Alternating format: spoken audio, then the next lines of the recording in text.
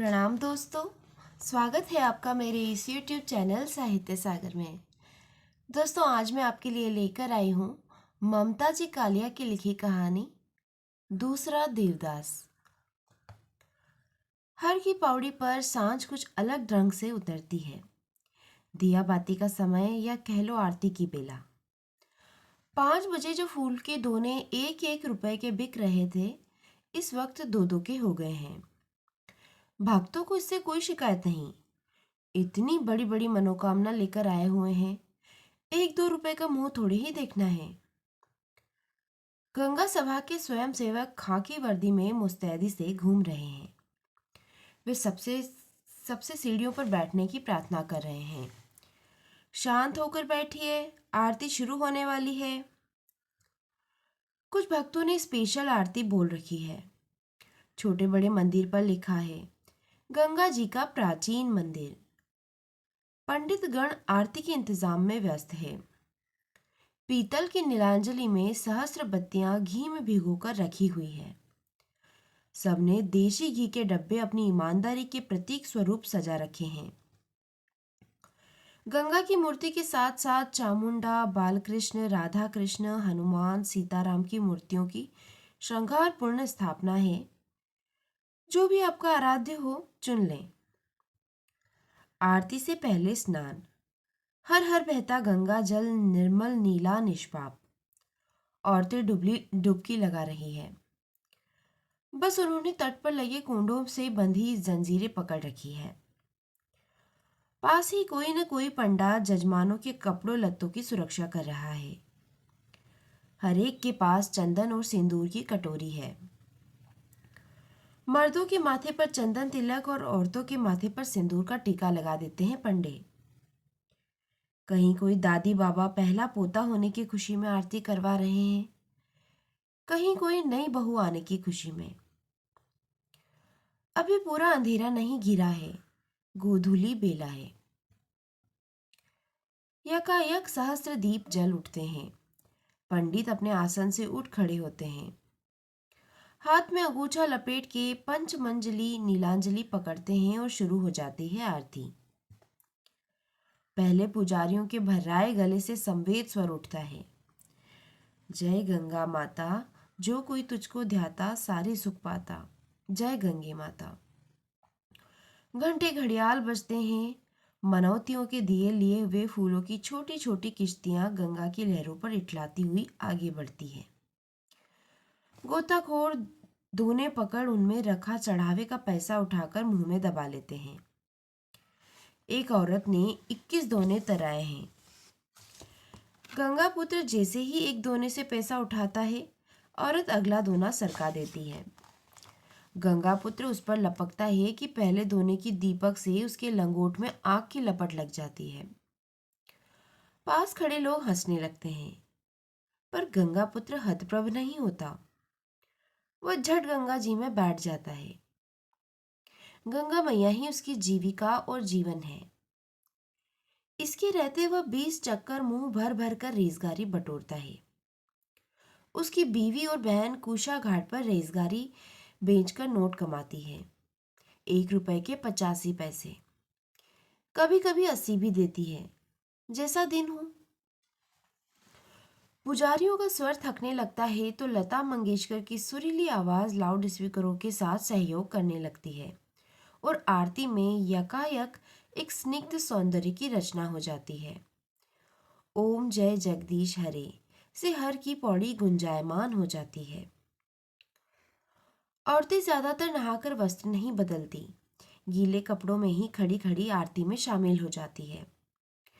पीतल की पंचमंजली नीलांजलि गर्म हो उठी है।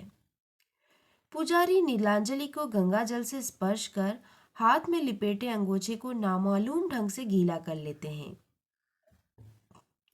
दूसरे यह दृश्य देखने पर मालूम होता है कि वे अपना संबोधन गंगा जी के गर्भ तक पहुंचा रहे हैं।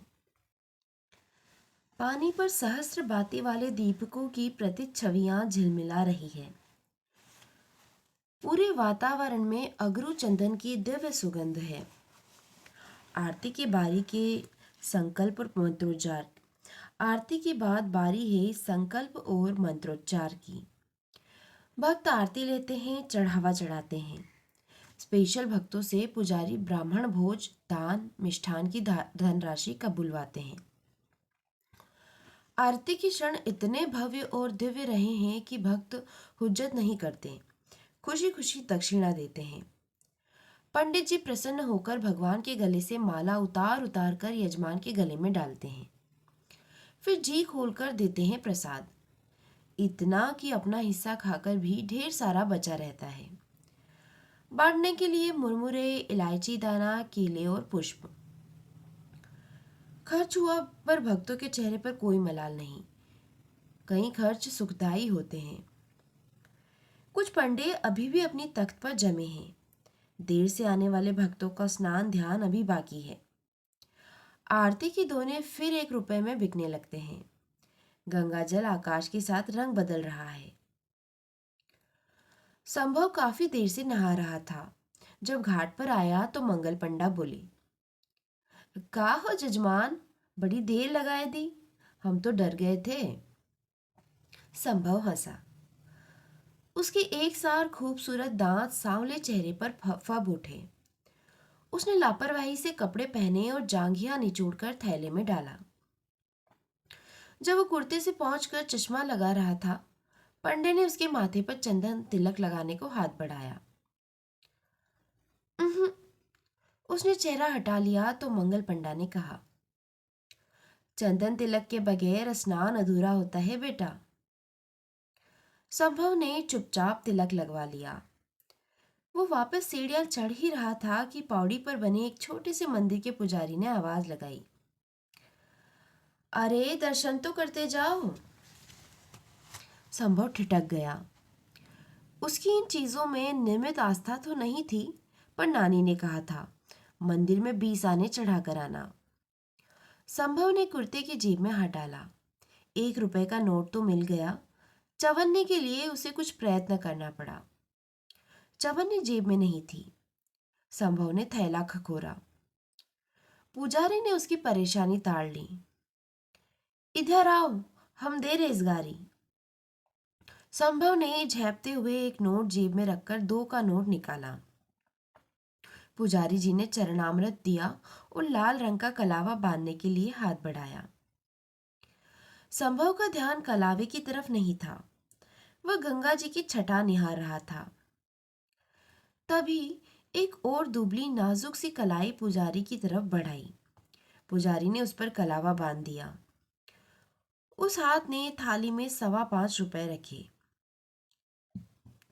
लड़की अब बिल्कुल बराबर में खड़ी आंख मूंद कर अर्चना कर रही थी। संभव ने यकायक मुड़कर उसकी ओर गौर किया। उसके कपड़े एकदम भीगे हुए थे, यहाँ तक कि उसकी गुलाबी आंचल से संभव के कुर्ते का एक कोना भी गीला हो रहा था। लड़की के लंबे गीले बाल पीठ पर काले चमकीले शॉल की तरह लग रहे थे।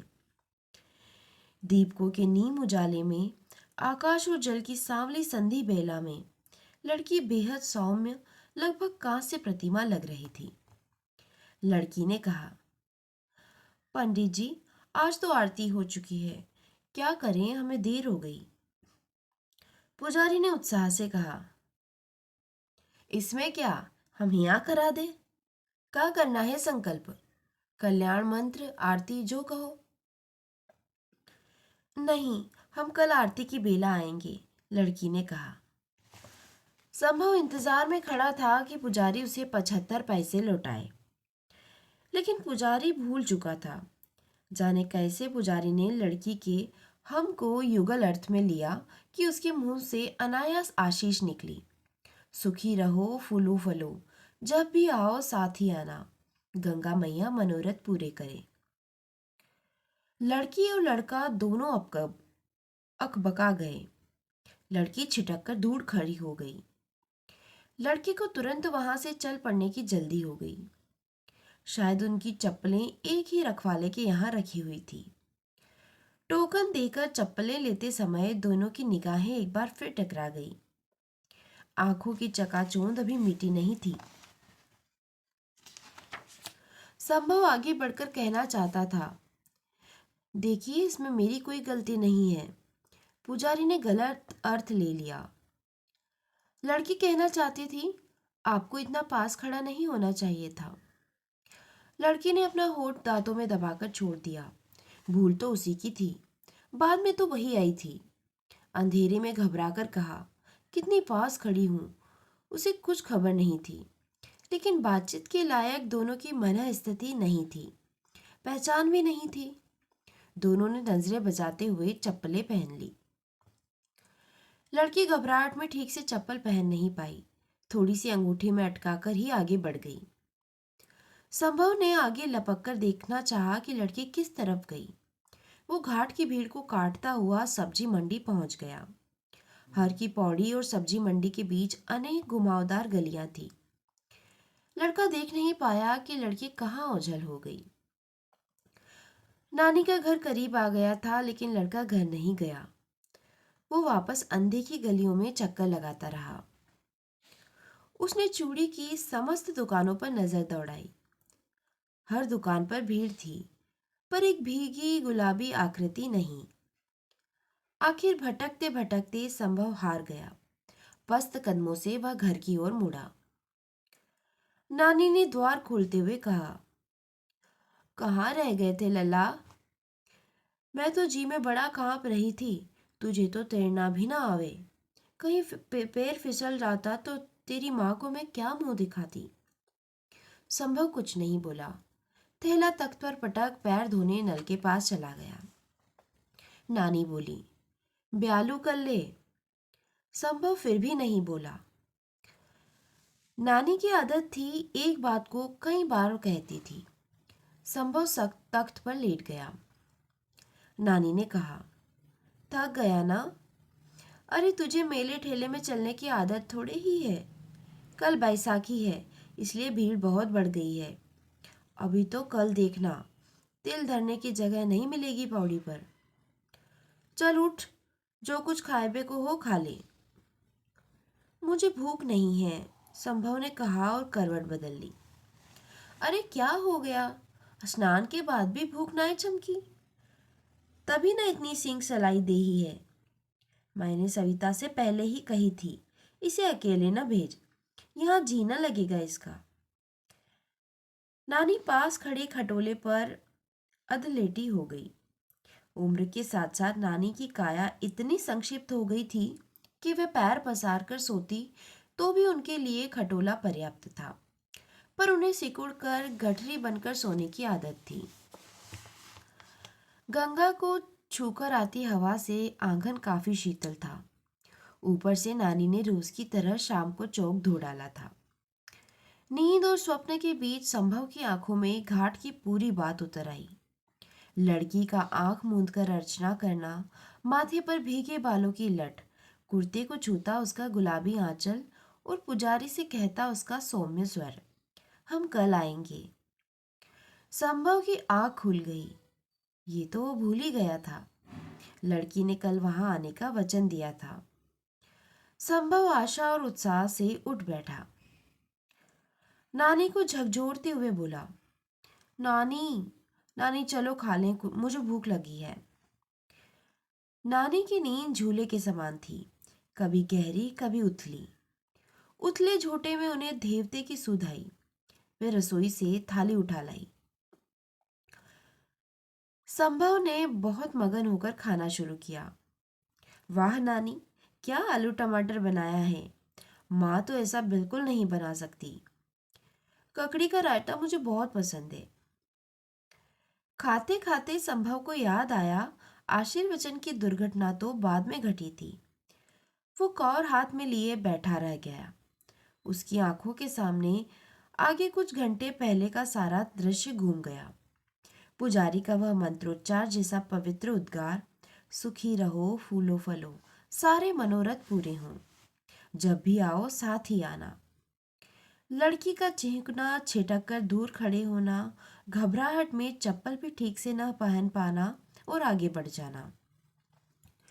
संभव ने विचलित स्वर में कहा, मुझे भूख ना आए, मैं तो यूं ही उठ बैठा था। सारी रात संभव की आंखों में शाम मंडराती रही। उसकी ज्यादा उम्र नहीं थी, इसी साल एमए पूरा किया था।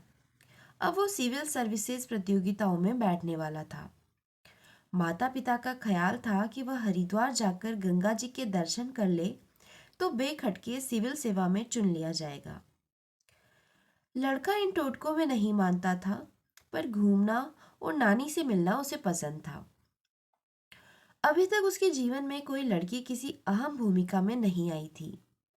लड़कियां या तो क्लास में बाईं तरफ की बेंचों पर बैठने वाली एक कतार थी, या फिर ताई चाची की लड़कियां जिनके साथ खेलते खाते वह बड़ा हुआ था।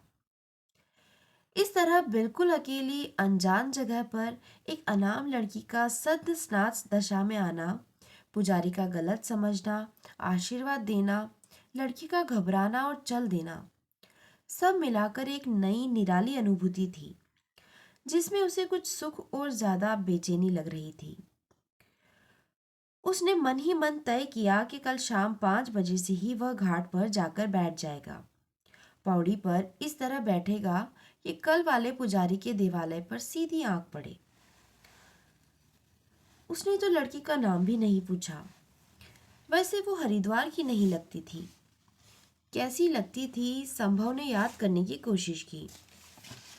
उसे सिर्फ उसकी दुबली पतली काया, गुलाबी साड़ी और भीगी भीगी श्याम सलोनी आंखें दिखी।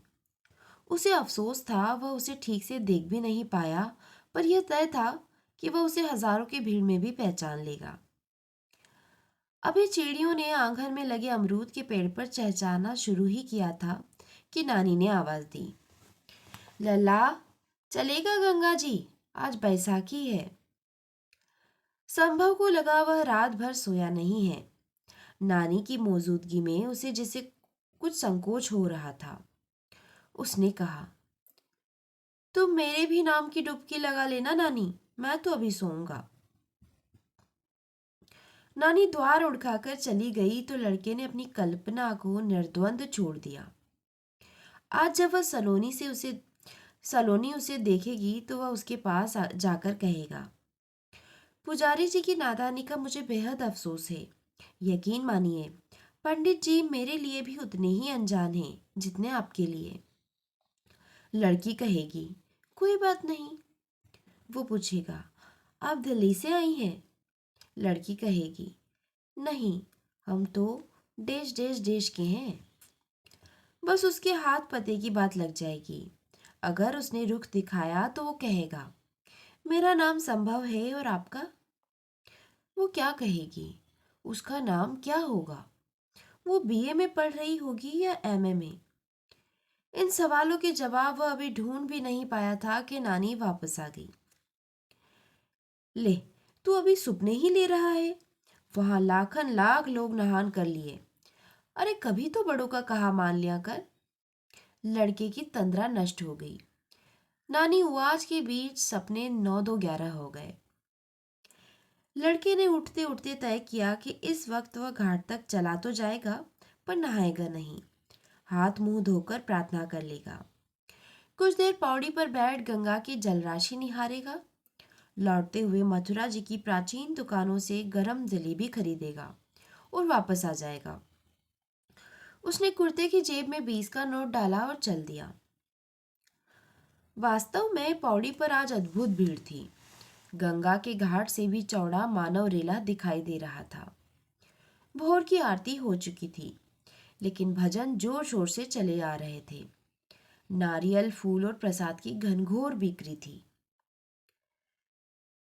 भीड़ लड़के ने दिल्ली में भी देखी थी, बल्कि रोज दिखता था। दफ्तर जाती भीड़, खरीद फरोख्त करती भीड़, तमाशा देखती भीड़, सड़क क्रॉस करती भीड़।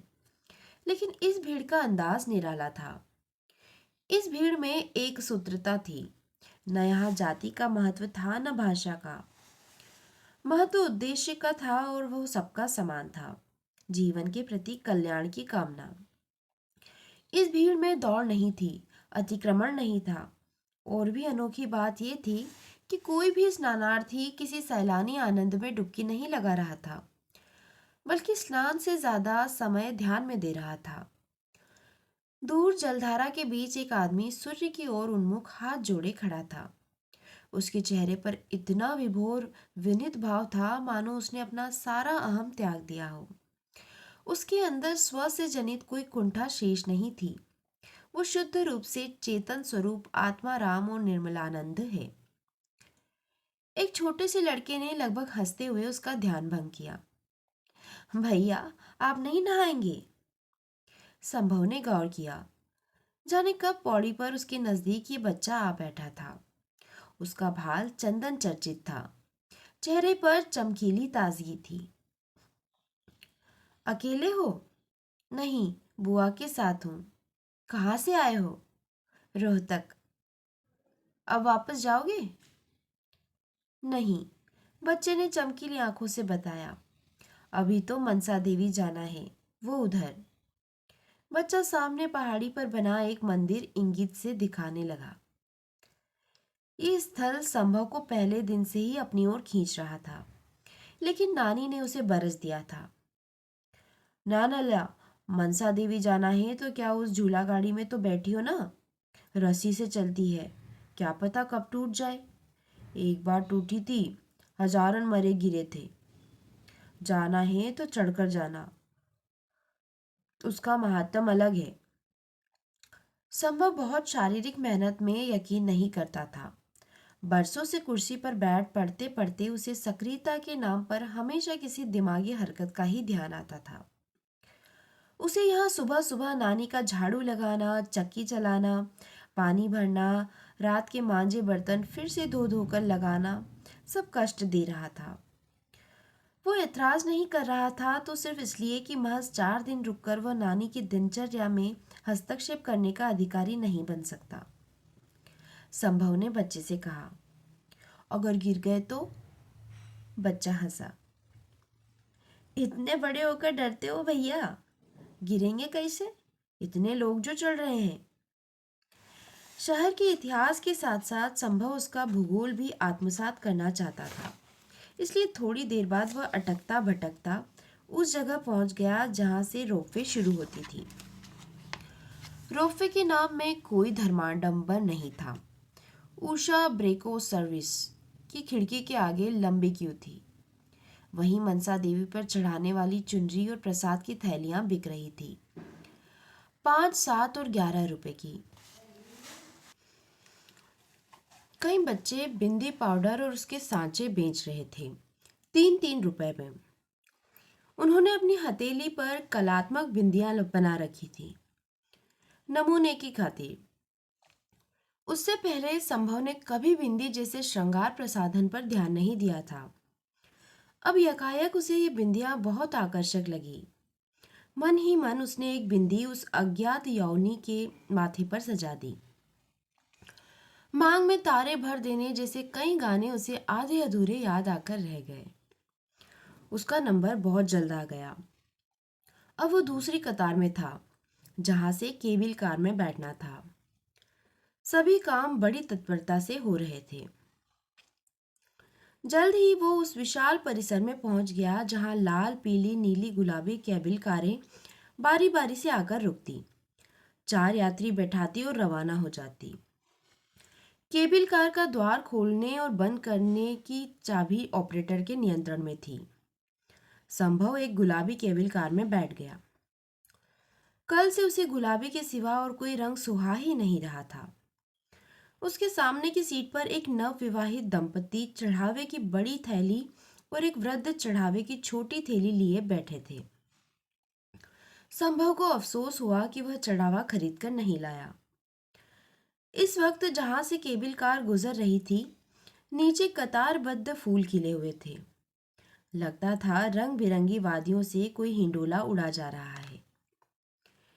एक बार चारों ओर विहंगम दृश्य में मन रम गया तो एक मोटे मोटे फौलाद के खंभे नजर आए और न भारी केबिल वाली रोपवे। पूरा हरिद्वार सामने खुला था। जगह जगह मंदिरों के बुर्ज, गंगा मैया की धवल धारा और सड़कों के खूबसूरत घुमाव। नीचे सड़क के रास्ते चढ़ते हांफते लोग, लिम्का की दुकानें और नाम अनाम पेड़। बहुत जल्द उनकी केबिल कार मनसा देवी के द्वार पर पहुंच गई।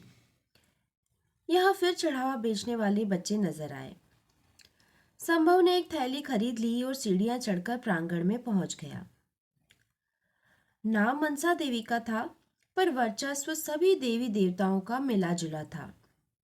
एकदम अंदर के प्रकोष्ठ में चामुंडा रूप धारिणी मनसा देवी स्थापित थी। व्यापार यहाँ भी था। मनोकामना के हेतु लाल पीले धागे ₹1.25 में बिक रहे थे। लोग पहले धागा बांधते, फिर देवी के आगे शीश नवाते। संभव ने पूरी श्रद्धा के साथ मनोकामना की, गांठ लगाई, सिर झुकाया, नैवेद्य चढ़ाया और वहां से बाहर आ गया। आंगन में रुद्राक्ष मालाओं की अनेक गुमटियां थीं, जहां ₹10 से लेकर 3000 तक की मालाओं पर लिखा था असली रुद्राक्ष, नकली साबित करने वालों को ₹500 इनाम। एक तरफ हलवाई गरम जलेबी, पूरी, कचौड़ी छान रहे थे। मेले का माहौल था।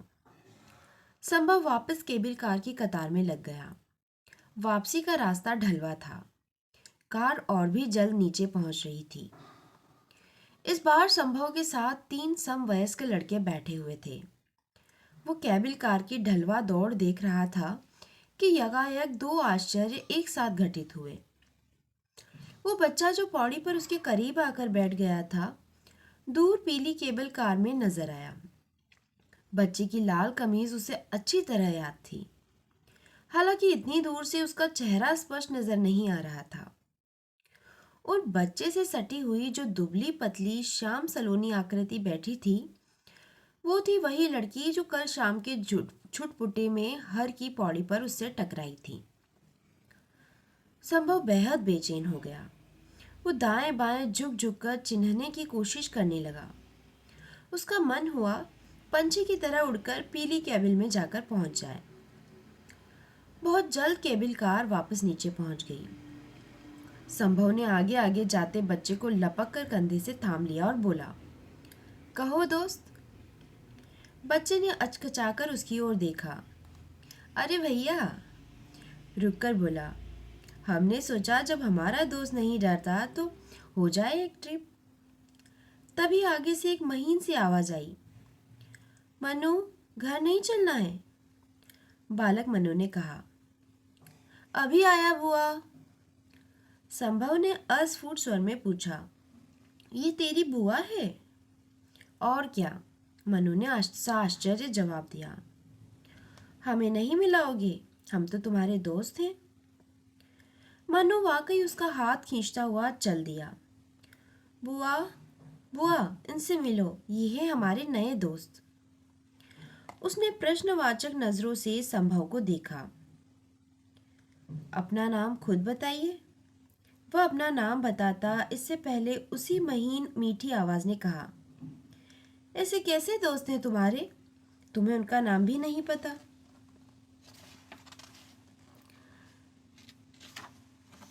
अब संभव ने गौर किया। बिल्कुल वही कंठ, वही उलाहना, वही अंदाज। पुलक से उसका रोम रोम हिल उठा। हे ईश्वर, उसने कब सोचा था मनोकामना का मौन उद्गार इतनी शीघ्र शुभ परिणाम दिखाएगा। लड़की ने आज गुलाबी परिधान नहीं पहना था, पर सफेद साड़ी में लाज से गुलाबी होते हुए उसने मनसा देवी पर एक और चुनरी चढ़ाने का संकल्प लेते हुए सोचा, मनोकामना की गांठ भी अद्भुत अनोखी है, इधर बांधो उधर लग जाती है। पारो बुआ, पारो बुआ, इनका नाम है। मनु ने बुआ का आंचल खींचते हुए कहा। संभव देवदास। संभव ने हंसते हुए वाक्य पूरा किया। उसे भी मनोकामना का पीला लाल धागा और उसमें पड़ी गिठान का मधुर स्मरण हो आया। दोस्तों, कहानी यहीं समाप्त होती है। कहानी आपको कैसी लगी मुझे कमेंट बॉक्स में लिखकर ज़रूर बताइए। और दोस्तों, अगर मेरे द्वारा सुनाई गई कहानियाँ आपको पसंद आ रही है तो प्लीज़ मेरे चैनल को सब्सक्राइब कीजिए और अपने दोस्तों तथा परिचितों में शेयर भी कीजिए। आपका बहुत बहुत धन्यवाद।